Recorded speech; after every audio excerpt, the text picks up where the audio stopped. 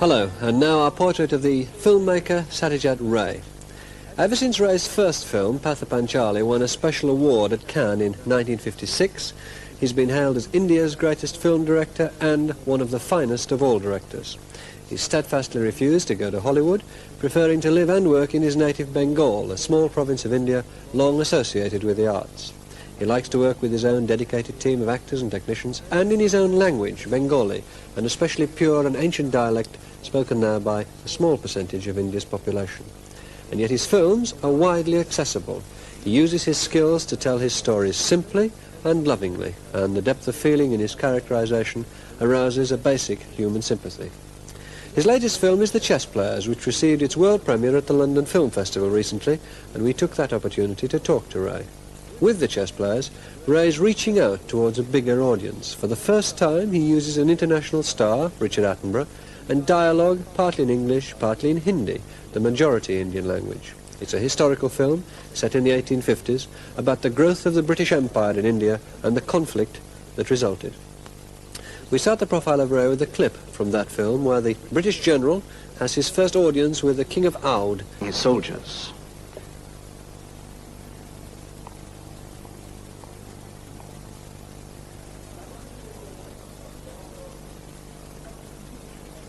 This is a documentary film shot on the set of The Chess Players. It was directed by Ray's son for Calcutta TV. Ray makes films like few other directors. He not only directs the actors, he also operates the camera, writes the script, composes the music, designs the sets, and even draws the posters. This means that Ray can work with a personal and direct control over his material, rather like a writer or a painter.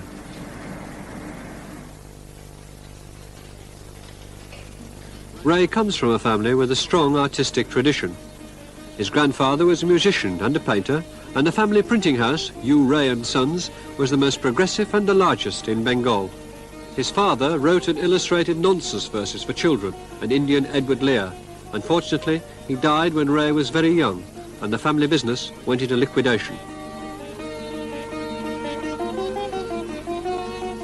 Ray was left to be brought up by his mother, without much money, but she managed to save enough to make sure he had the best education at the Presidency College, Calcutta, where the more liberal traditions of the English school system prevailed. We were exposed to both Western and Eastern culture at the same time. I mean, we read. I used to take boys on paper. I used to read the comics and everything, so I grew up in that kind of atmosphere where both Western sort of influences and the normal indigenous influences worked. Later, Ray came under the influence of a friend of the family, the great Indian writer Tagore.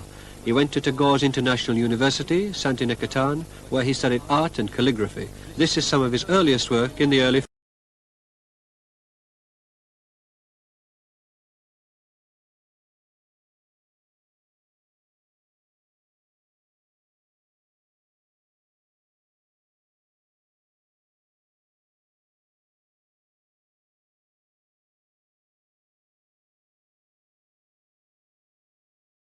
He then embarked on a career as a commercial artist for an English advertising agency in Calcutta, illustrating books and designing their covers.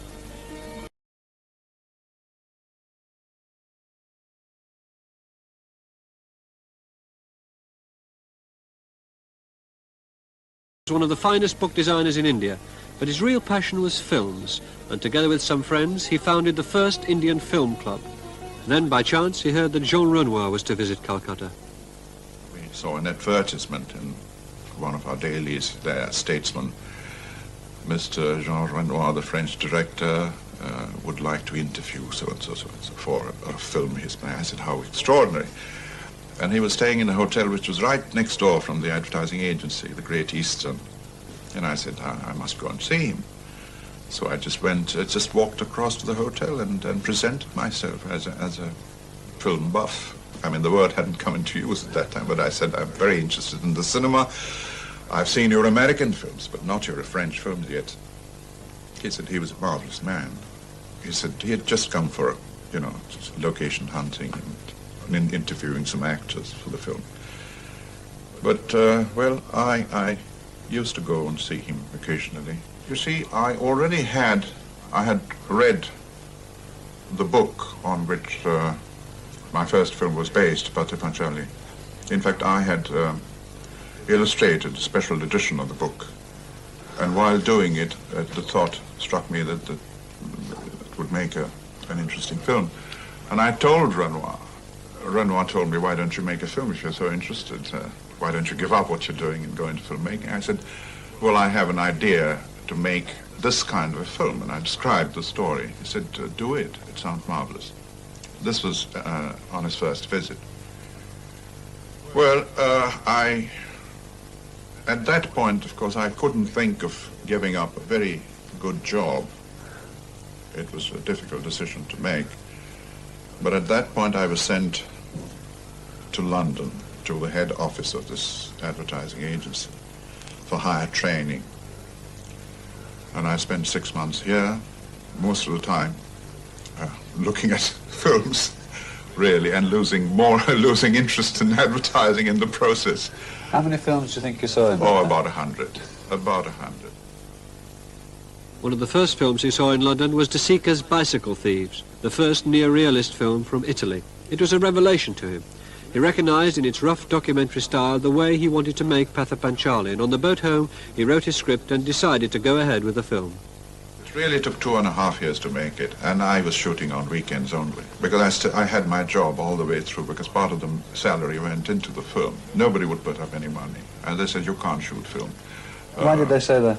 Well, they said that you can't shoot on location, you have to be shooting in the studio, you have to have the lights under your control. I mean, the sun is very undependable, and you can't shoot in the rainy season, and you can't do this, you can't do that, you can't work with amateurs, you can't, all sorts of, don'ts and can'ts and all sorts of that. Why did you take no notice of all this?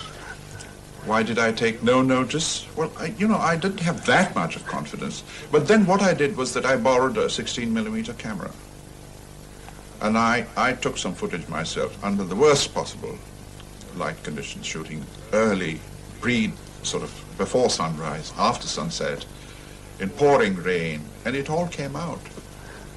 And of course, then I decided that I will make this film with amateurs. I'm an amateur myself. I'll have an amateur cameraman. Well, this young boy was about 21, 22. But we believed in certain things, a certain approach to photography, because I'd seen the Italian neorealist films. I'd seen the work of amateurs in De Sica's films and in some other films. And one of my heroes was Cartier-Bresson, and available light and all that kind of thing. And my cameraman also had the same approach and the same attitude to photography as myself, using bounce lights and this and that. We said we'll try experiments, we'll see how it comes out. I sat and thought about it for such a long time that I had the whole thing by heart. So I would give little directions to my cameraman as to angles and things on bits of paper, sketches. In fact, that is a system which I developed later. My scripts consist of sketches and little notes down the side, dialogue, camera movements and all that. They're never sort of mimeographed stuff which one can distribute to people. I mean, the dialogue is distributed.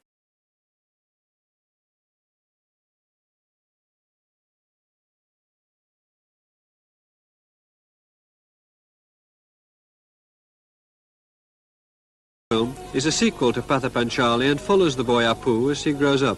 He leaves his mother for the big city, and left alone, she pines away.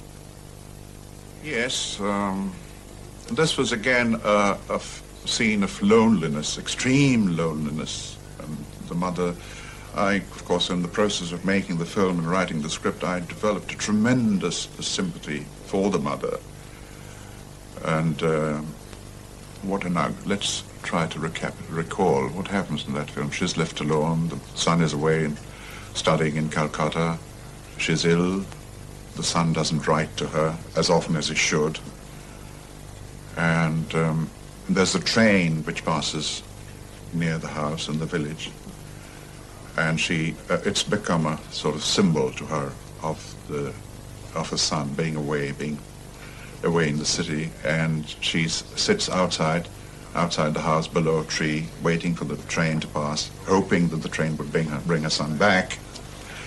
But he never comes.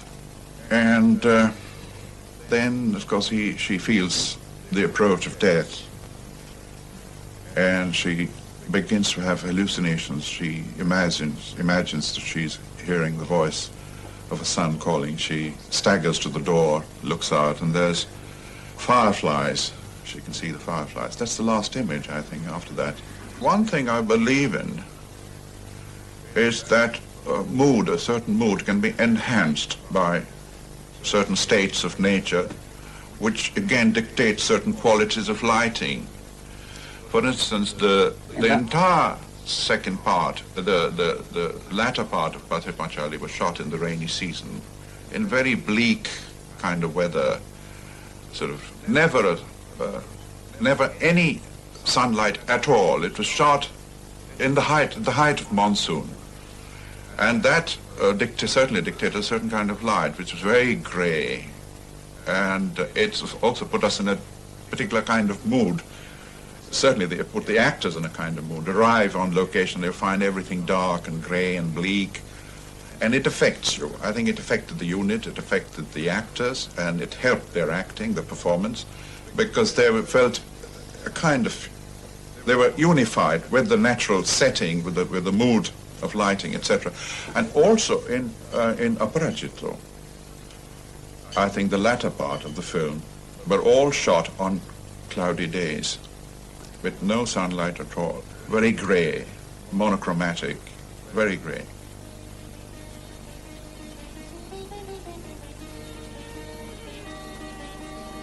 You have a great interest in music, and I believe you often compose the music for your own films. Oh, well, nowadays I do. Ever since, which one was it? Two Daughters. Ever since 61, I've been using. What's the advantage in that? Is that because you get exactly what you want? Yes, certainly. But you see, before that I worked with professionals like Ravi Shankar and two other virtuosos, Ali Akbar, but they are not film composers, really. They are brilliant virtuosos, and I wanted to use their particular playing of sitar or whatever instrument they may be playing. But it's difficult to tie them down to certain systems, certain methods, and they're not used to that. Such as? Which methods are you talking about? Well, you see, you describe a scene to them, and you give them a certain length of time, like a minute and a half. And in any case, they don't like to be dictated too much. And they were all good friends on a personal level, so I didn't want to jeopardize the friendship. So I finally decided to, since I couldn't find another composer to do the kind of thing that I wanted, I decided to teach myself. And you also began to operate the camera. Yes, again, you see, with a professional cameraman, what happens? It used to happen with Mitra, my cameraman. You see, he would often ask for a second take or a third take, but never give me a specific reason for the second take. I would ask him, why do you want another take? I'm perfectly willing to take another. I go for another take, but tell me why you want it. He said, no, he would hem and haw, and then sort of, he said, well, but then you can't afford this sort of thing when you're working on a 3-to-1 ratio. So I had eventually to do the operating myself, because occasionally even a little wobbly pan won't matter if the acting is really very strong. On occasion, of course, you have to have a perfect pan or a perfect track or perfect this, perfect that. But if you have a very strong performance in a certain kind of scene where you feel that the audience won't mind a little jerk here or there, that's why I decided to operate myself for the sake of economy.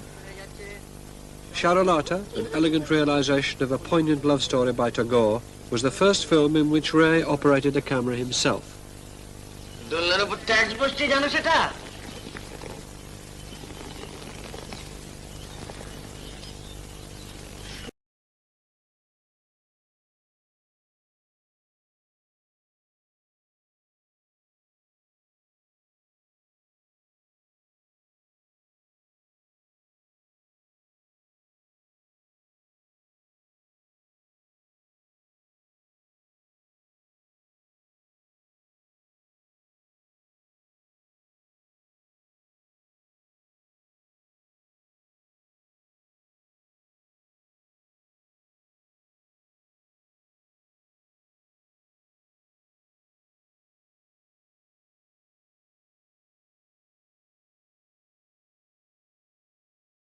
Ray went on to make several films about modern India. Days and Nights in the Forest, The Adversary, Company Limited, and most recently, The Middleman. Films that deal with the pressures of urban life in contemporary Calcutta with its moral and political dilemmas. In 1972, however, Ray took another look into the past in Distant Thunder. It's set in 1943, but nonetheless it's concerned to make a political point. I wanted to make a film of that for a long time, but, you know, the things... It was only in 72 that I felt the time was right for that kind of film. And obviously there was, this was a man-made famine, and it certainly makes a very, very important point about, political point, let us put it that way. Because it was the time of the war, the Second World War, and the food was being diverted to the troops. And it was not as if there was a famine or anything like that.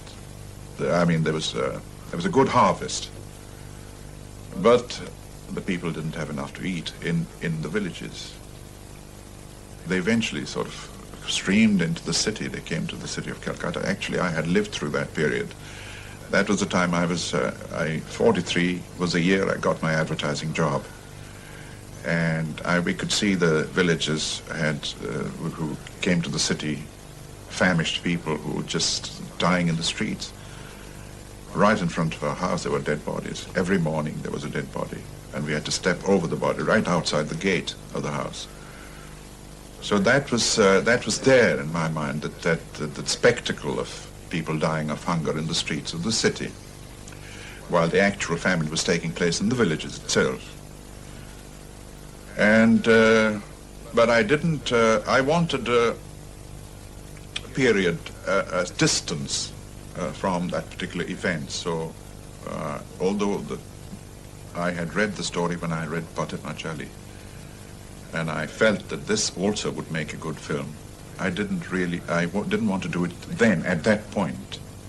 It was much later that I went back to the book and decided that the time had come to make that film. And now a change in direction. Ray's latest film, The Chess Players, once more is set in the past, but it's made on a lavish scale with an international star and clearly aimed at a bigger market. It sets out to explore a critical time in India's history when the British marched in to annex the last independent kingdom. The original story is about the two chess-playing friends. The annexation is there in the background, and the author uses the fact of the takeover as a kind of contrast to these two chaps obsessed with chess and uninvolved in the political situation.